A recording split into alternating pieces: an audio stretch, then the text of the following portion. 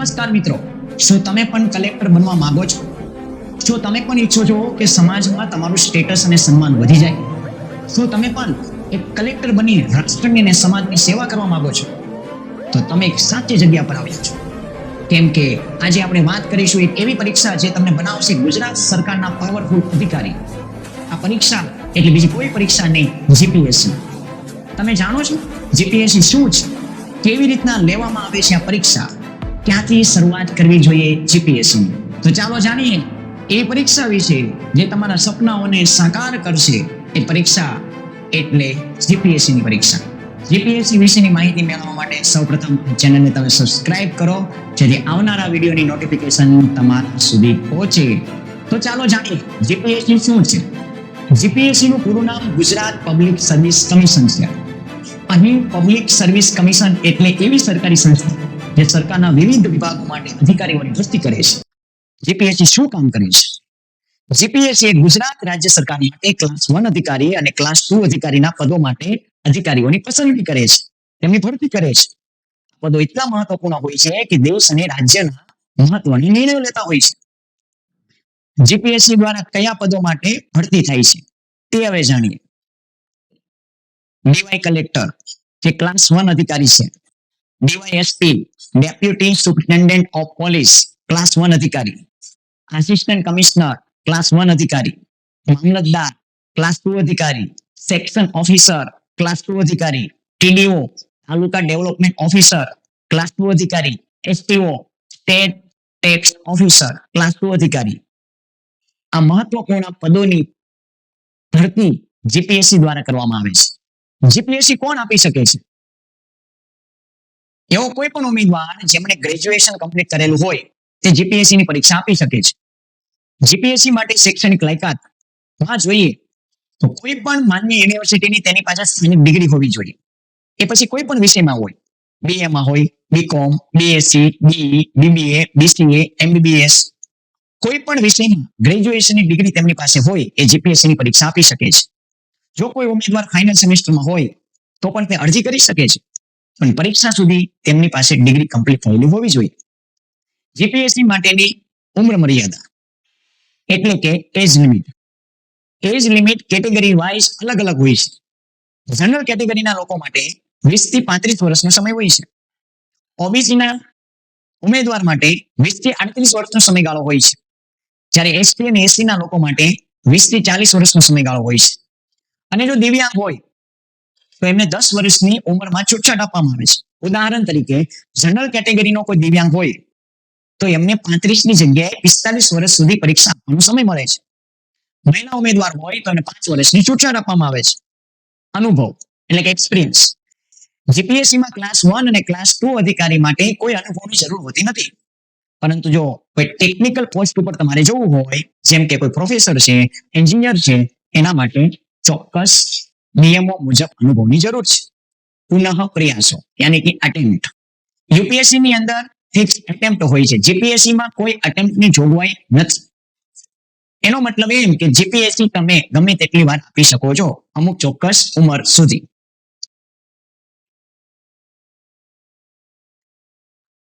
નમસ્કાર દોસ્તો, સ્વાગત છે તમારું એજ્યુકેશનલ એક્સપર્ટ યુટ્યુબ ચેનલમાં.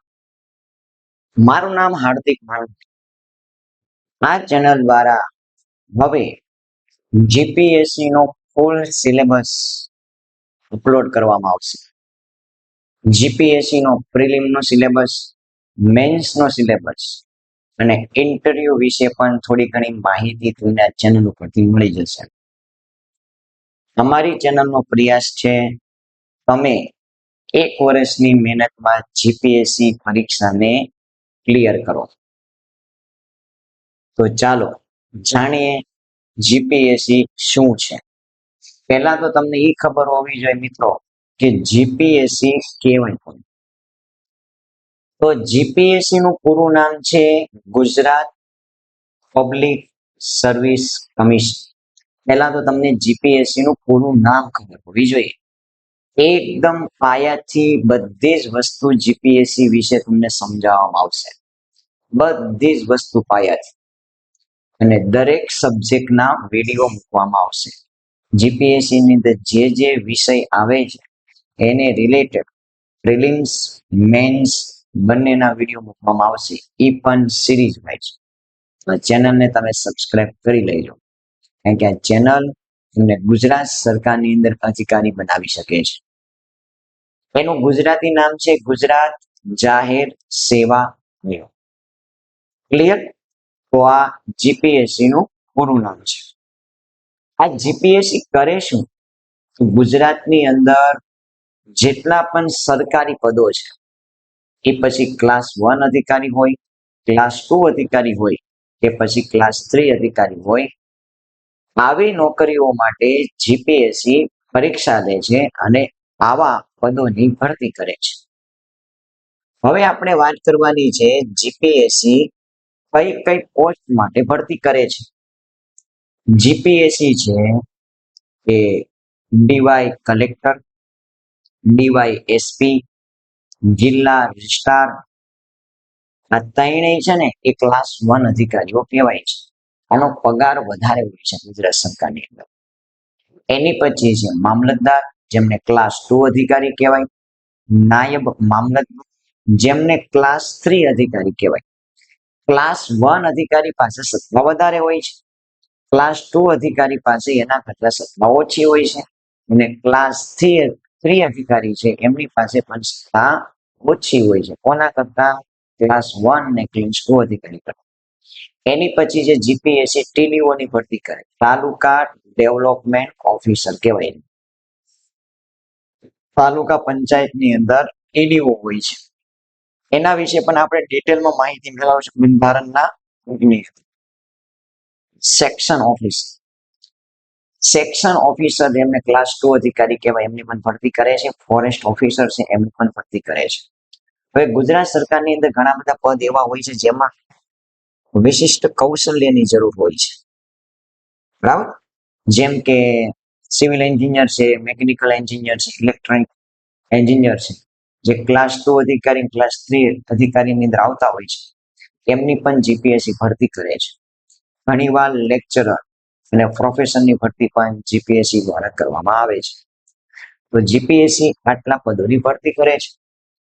જીપીએસસી ની પરીક્ષા કેવી હોય છે હું તમને સમજાવું, થોડું ધ્યાન દઈને સમજો. દોસ્તો, જીપીએસસી પણ પરીક્ષા લે છે. 3 સ્ટેજમાં એમની પરીક્ષા હોય છે. પહેલી પરીક્ષા, બીજી પરીક્ષા અને ત્રીજી પરીક્ષા. આમાં કેવું હોય? પહેલી પરીક્ષામાં તમે પાસ થાવ અને મેરિટની અંદર આવો તો તમને બીજી પરીક્ષા માટે બોલાવવામાં આવે.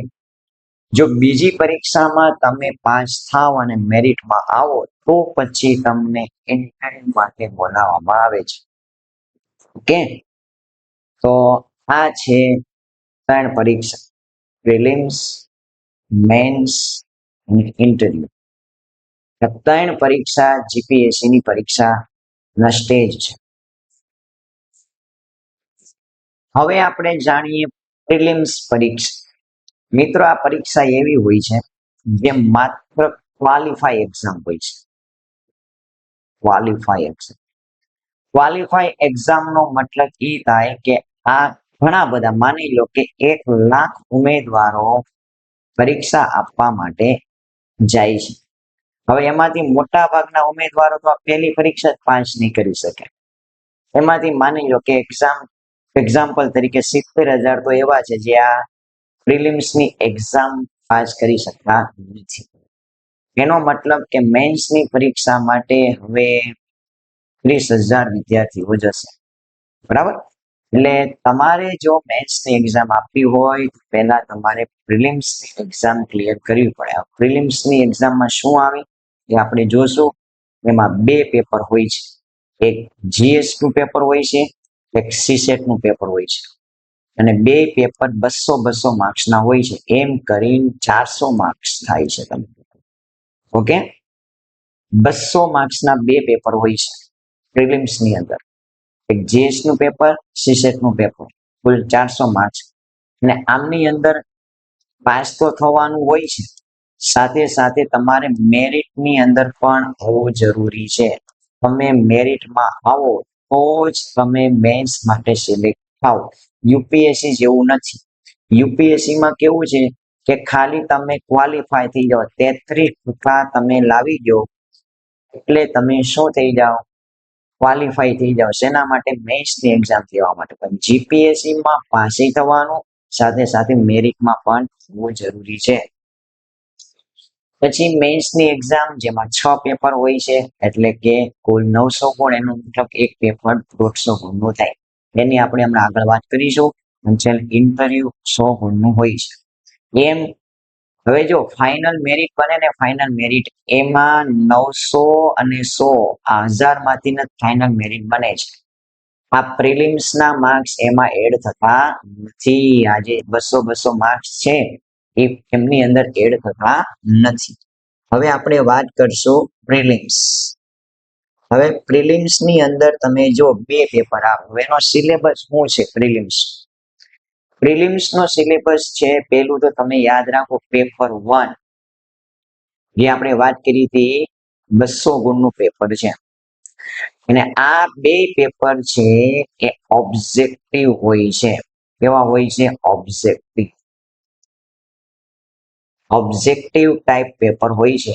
અને આ બંને પેપરમાં માઇનસ નેગેટિવ માર્કિંગ પણ હોય છે. Negative marking. હવે નેગેટિવ માર્કિંગ નો મતલબ શું થાય? નેગેટિવ માર્કિંગ નો મતલબ કેટલું? Negative marking -0.33.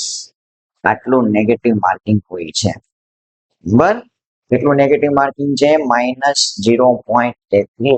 એટલે તમે જવાબ ખોટો આપો તો તમારે 0.33 માઇનસ થશે. એટલે જો તમને જવાબ ન આવડતો હોય તો ખાલી રાખો ને તો માર્ક્સ નો કપાય. પણ ખોટો જવાબ લખો એટલે -33 થશે. -0.33. અને એનો મતલબ જનરલી તમે 3 જવાબ ખોટા લખો તો તમારો 1 માર્ક્સ જશે. આની અંદર આવે પેપર કેવી તમારે ક્લિયર કરવું હોય, બરાબર, 200 માર્ક્સ. એક તો તમારે ભારતનો ઇતિહાસ તમારે ભણવો પડશે અને ગુજરાતનો ઇતિહાસ ભણવો પડશે. ભારતના ઇતિહાસ અને ગુજરાતના ઇતિહાસ ઉપર આપણે જબરજસ્ત વિડીયો લાવવાના છીએ. ફૂલ ઇતિહાસ કવર કરવામાં આવશે ભારતનો અને ગુજરાત. આના માટે મિત્રો તમે તૈયાર રહેજો, બરાબર. પછી બંધારણ તમારે કવર કરવું પડશે. બંધારણ પણ આખું કવર કરવામાં આવશે વિડીયોમાં, આ ચેનલના વિડીયો, બરાબર. બંધારણ એટલે જેને કોન્સ્ટિટ્યુશન કહેવાય. પછી રાજ્ય વ્યવસ્થા એટલે બંધારણનો જે ભાગ છે, બરાબર. મતલબ નાગરિક શાસ્ત્ર તમારે આખું કમ્પ્લીટ કરવું પડશે. ત્યાર પછી આર્થિક વિકાસ, ઇકોનોમિક સબ્જેક્ટ બહુ ઇમ્પોર્ટન્ટ છે, બરાબર. 11-12 કોમર્સ ની અંદર પણ આવે છે. અને આર્થિક વિકાસની સાથે સાથે સરકાર જે પણ કઈ નવી યોજનાઓ બહાર પાડે, એ પહેલાની હોય કે વર્તમાનમાં કોઈ પણ યોજના બહાર પાડે તે આપણે કવર કરવાનું છે. અને ઘણી બધી યોજનાઓ છે, લેટેસ્ટ યોજનાઓ જો સરકાર લોન્ચ કરશે તો એના ઉપર આપણે વિડીયો મૂકશું, જેથી તમને પરીક્ષામાં રહે, બરાબર. સાથે સાથે તમારા વિજ્ઞાન, પર્યાવરણ અને ટેકનોલોજી છે એ પણ કવર કરવાનું છે. સાયન્સ ને રિલેટેડ વિડીયો પણ મૂકવામાં આવશે. અને ખાસ કરીને કરંટ અફેર્સ છે, વર્તમાન પ્રવૃત્તિઓ, એટલી વસ્તુ તમારે કમ્પ્લીટ કરવી પડશે તો તમે GS1 ની તમે સારામાં સારા માર્ક્સ લઈને આવશો. ગેરંટી આપીએ છીએ વિદ્યાર્થીઓ, આ ચેનલમાં એટલા જ મસ્ત મજાના વિડીયો મૂકવામાં આવશે, તમે આ પરીક્ષાને આસાનીથી ક્લિયર કરી શકશો. યાદ રાખજો, બરાબર. એટલે ચેનલને સબસ્ક્રાઇબ કરી લેજો, નોટિફિકેશન તમને મળી જાય. હવે સીસેટ નું પેપર હોય છે વિદ્યાર્થી મિત્રો. સીસેટ ના પેપરની અંદર મોટા ભાગે કોઈ જીકે ના પ્રશ્નો પૂછવામાં નથી આવતા. આ પેપરનો મતલબ થાય છે કે તમારી પાસે તર્ક શક્તિ કેવી છે, તમારી તર્ક શક્તિ કેવી છે, એમના ઉપર વિડીયો આપણે મૂકીશું ખરા કે ભાઈ તર્ક શક્તિ કોને કહેવાય, તમે એનો કેવી રીતના ઉપયોગ કરીને આ પેપરને તમે સોલ્વ કરી શકશો. પણ આની અંદર તમારે રીઝનિંગ ના પ્રશ્નો, તમને કોઈ એક પરિસ્થિતિ આપી દેવામાં આવે, પરિસ્થિતિને તમારે વિચારીને સોલ્વ કરવાની હોય. સાથે સાથે આની અંદર મેથેમેટિક્સ પણ હોય છે. ધોરણ 10 સુધીનું જે પણ મેથેમેટિક્સ હોય છે, જે ગણિત આવતું હોય છે, એ પણ આની અંદર હોય છે. બરાબર. પણ એ તમે જ્યારે શાળાની અંદર ભણતા અને રકમ તમને બેઠી આપી દેવામાં ગોખીને તમે જવાબ લખાય એવું ગણિત આમાં નહીં ચાલે. તમારી પાસે તાર્કિક મગજ કેવું છે એનો ઉપયોગ કરીને તમે જવાબ વિચારશો તો જ તમે આ પેપર ક્લિયર કરી શકશો. એટલે આ એક તમારી તર્ક શક્તિનું ટેસ્ટ કરતું પેપર છે. તમારી બૌદ્ધિક ક્ષમતા કેટલી છે એટલે આને કહેવાય CSAT નું પેપર. ઓકે. પછી ઘણી બધી સમજૂતીઓ પણ આની અંદર આવતું હોય છે. સમજૂતીનું શું મહત્વ છે એ આપણે જોઈશું. તમે કેટલી ઝડપથી નિર્ણય લઈ શકો છો, તમારાની અંદર ડિસિઝન મેકિંગ પાવર કેટલો છે, આ CSAT પેપર આ બધી વસ્તુ ચેક કરે છે. બરાબર. આ પેપર પણ 200 ગુણનું હોય છે. બરાબર. અને આ પેપરમાં તમે પાસ તો થઈ જાઓ અને સાથે સાથે મેરિટમાં આવવું જરૂરી છે તો તમને મેન્સની એક્ઝામ દેશે. રેડી? તો હવે આપણે જોશું મેન્સ, બીજું પગથિયું. મિત્રો, મેન્સ છે. મેન્સની અંદર તો એક તો ગુજરાતી ભાષાનું પેપર હશે અને અંગ્રેજી ભાષાનું પેપર હશે. મેન્સની અંદર કુલ 6 પેપર તમારે હશે. કેટલા પેપર? 6 પેપર. એક તો ગુજરાતમાં રહો છો એટલે ગુજરાતી ભાષા જીપીએસસી એવું માંગે છે કે ગુજરાતી ભાષા જીપીએસસી પાસ કરનારને આવડતી હોવી જોઈએ. અંગ્રેજી ભાષાનું પેપર અને એક હશે એસએનું પેપર. હવે આ ત્રણ થઈને તમારે 150 plus 150 plus 150 is equal to કેટલા થશે? 450 માર્ક્સ થશે. રેડી? પછી GS1 પેપર. GS1 ની અંદર ફરીવાર આમાં તમારે લખવાનું આવશે. મેન્સ એક્ઝામ ઓબ્જેક્ટિવ ની હોય, એ તમારે રાઇટિંગ ટેસ્ટ હશે. બરાબર. એનો મતલબ તમારે લખવાનું રહેશે. એની અંદર ઇતિહાસ, સંસ્કૃતિ અને બંધારણ 3 વસ્તુ કવર કરવામાં આવશે GS1 ની અંદર. GS2 ની અંદર અર્થતંત્ર, કૃષિ અને પર્યાવરણ આ ટોપિક કવર કરવામાં આવશે. અને GS3 જે નૈતિકતા ચેક કરશે. બરાબર. આમાં એથિકલ ક્વેશ્ચન હશે બધા. અને માનવ સંસાધન ઉપર આખું ત્રીજું જે પેપર હશે તે જરૂરી, કારણ કે કોઈ પણ અધિકારી હોય ને એમાં નૈતિકતાનું પ્રમાણ કેટલું છે, એ માનવ સંસાધનનો કેવી રીતના ઉપયોગ કરી શકે છે એને ચેક કરતું પેપર એટલે GS3. તો આમ એના પણ 150 એટલે 485 900 ગુણ તે. હવે મિત્રો આપણે જોઈએ લાયકાત. જીપીએસસી તમારે પરીક્ષા આપવી હોય તો તમારી ઉંમર કેટેગરી વાઇઝ અલગ અલગ હોય છે. જેમ કે ભાઈ જે જનરલ કેટેગરીમાં આવતા હોય એટલે કે ઓપનમાં જે આવતા હોય એ 20 થી 35 વર્ષ સુધીમાં આ એક્ઝામ આપી શકે છે. જે એસસી અને એસટી અને ઓબીસી માં આવતા હોય, જે મહિલાઓ છે એમના માટે ઉંમરમાં છૂટછાટ હોય છે. જેમ કે હું તમને કહું, ખાસ કરીને ઓબીસી વાળા છે તો એમની ઉંમરની અંદર જીપીએસસી ની તૈયારી કરવા માટે તમારે શું કરવું જોઈએ?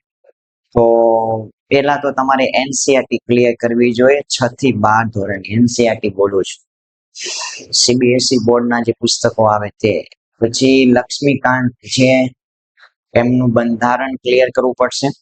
રોજ તમારે સમાચાર પત્રો વાંચવા પડશે. સમાચાર પત્રો એટલે તમારી આજુબાજુ કોનું અવસાન છે એવું બધું નહીં. સમાચાર પત્રોની અંદર પરીક્ષાને લગતા ઇમ્પોર્ટન્ટ ટોપિક્સ હોય એવા સમાચાર તમારે વાંચવાના. સરકારી યોજનાઓ વિશે માહિતી મેળવવી પડશે. બજેટનું તમારે અધ્યયન કરવું પડશે. જૂના પ્રશ્નપત્રો, છેલ્લા યુપીએસસી ના જે પ્રશ્નપત્રો છે એનું તમારે અધ્યયન કરવું પડશે. તમારે કાંઈ ટેન્શન લેવાની જરૂર નથી. આ બધી જ વસ્તુ તમને ચેનલ ઉપર પ્રોવાઈડ કરવામાં આવશે. હવે આપણે જોશું વેબસાઇટ. જીપીએસસી વિશે કાંઈ પણ તમારે માહિતી જોતી હોય તો આ 2 વેબસાઇટ છે. વેબસાઇટ ઉપર તમે માહિતી મેળવી શકો છો. આ પહેલો વિડીયો હતો મિત્રો. હવેથી આ ચેનલમાં જીપીએસસી ના જે સબ્જેક્ટ છે, ઇતિહાસ છે, બંધારણ છે, વિજ્ઞાન, ટેકનોલોજી, પર્યાવરણ, અર્થશાસ્ત્ર, આ પરીક્ષામાં જેવા જે પ્રશ્નો પૂછાઈ જાય છે એને રિલેટેડ બધા જ વિડીયો મૂકવામાં આવશે, ડિટેલમાં મૂકવામાં આવશે. એકદમ ફ્રી છે. કોઈ ચાર્જ નહીં. એટલે ચેનલને તમે સબસ્ક્રાઇબ કરજો. એકવાર આ ખાલી વિડીયો તમે જોજો. ઇતિહાસ તો પહેલેથી આખો ઇતિહાસ કવર કરવામાં આવશે. ભૂગોળ તો પહેલેથી ભૂગોળ સમજાવવામાં આવશે. અર્થશાસ્ત્ર બેઝિક વસ્તુથી તમારી શરૂઆત કરવામાં આવશે. 1 થી 1.5 વર્ષ તમે આમાં આપી દેજો એટલે આરામથી તમારે જીપીએસસી કવર થશે. જો તમારો આ ચેનલને સપોર્ટ મળશે તો અમને પ્રોત્સાહન મળશે તો અમે લગાતાર વિડીયો આ ચેનલ પર મૂકશું. તમારો સપોર્ટ કેટલો છે એના પર આધાર રાખશે કે અમારે વિડીયો મૂકવો કે નહીં. જય હિન્દ, જય ભારત.